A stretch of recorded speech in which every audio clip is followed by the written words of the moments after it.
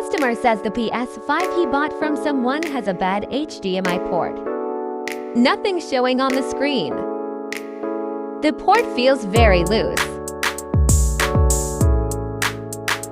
Still no video. Definitely needs a new HDMI port. The PS5 has a lot of screws. I have to take all of them out to get to the HDMI port. Look at all the tiny components around the port. Fixed. Now we see something on the screen. The old port is going in the bin.